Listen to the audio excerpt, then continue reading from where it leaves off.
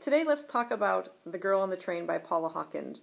This is a psychological thriller that's quite often compared with Gillian Flynn's Gone Girl, of which I also read. And I can definitely see comparisons in the plot twists and things like that, and also probably the fact that the characters in both books aren't very likable. I did like the wrap-up in Girl on the Train much better than the way Gone Girl concluded. I felt that was unsatisfying at the end and not how I expected it to end. But Girl on the Train. This is a book told in a three-woman narrative. Our main narrator is Rachel. She is the said girl on the train.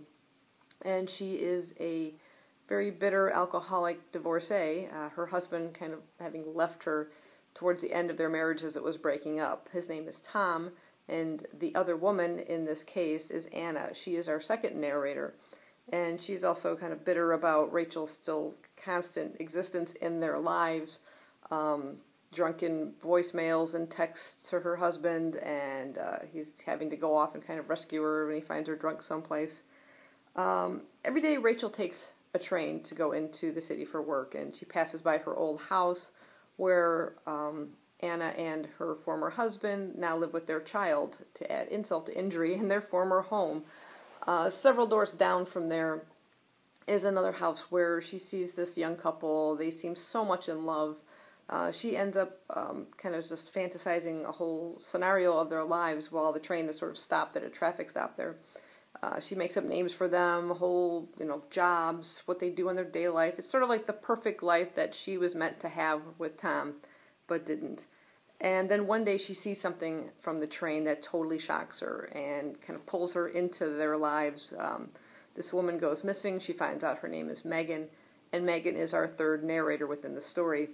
I like the way the author broke up the story within these three different perspectives. Now, Rachel and Anna's perspective takes place on the same timeline, and Megan's is set sort of further in the past. So what happens during Rachel and Anna's time, we find out how it occurred through Megan's narration. And it took a little while to get used to that when you're doing it in an audio book. As each narrator switches, they say that person's name, and then they'll have a date. But when you don't have a physical copy in front of you, those dates just kind of, you hear it and it goes right out your head. So it took me a while to say, well, wait a minute, this can't happen now when Megan's talking. That Megan must be further back in the past. So the audio took a little bit of getting used to, but I did enjoy hearing their voices and hearing it from their perspective. It made it a little bit more real and brought those characters to life. Every one of these characters, like I said, are quite likable. Rachel has some redeeming qualities as the book goes on, but she is a bit self-destructive with her alcoholism and sort of not willing to let go of what she keeps saying her husband, and everyone keeps saying your ex. You're not married to him anymore. He left you. But her self-destructive nature, her friend that takes her in when her marriage breaks up, she gives her a place to stay so she can get back on her feet, and yet she keeps sabotaging any chances she has to kind of move forward. Then we have Anna, who is also resentful of Rachel's constant presence in her life to the point where she's just ready to take matters into her own hands. Even though she herself is, the other woman, she kind of helped break up this marriage as well. And then we have Megan, who has all sorts of issues on her own, and I don't want to get into detail of that for risk of any kind of spoilers. But this story kept me constantly guessing, really kept me entertained. Like I said, even though the characters weren't particularly likable, I was just drawn into their story. I wanted to know what was Megan's story, what happened, and that lead to the events that occur later in the book.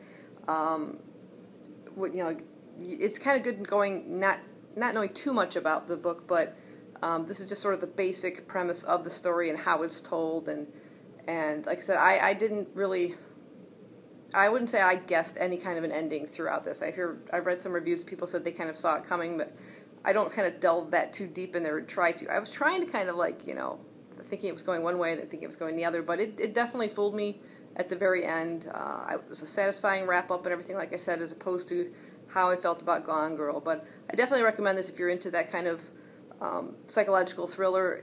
The rating is pretty fast-paced. I think that's something if I had sat down and listened and just read, I probably would have gone through it within a couple days. Audiobooks I have to kind of stretch out for when I have the opportunity to listen to it, but very entertaining. Really liked it, and I think I look forward to any more books by this author. I'll definitely give them a try. So, hope you enjoyed this. Overall, I gave this one 4 out of 5 stars on Goodreads. And, yeah, thanks for watching. Bye-bye.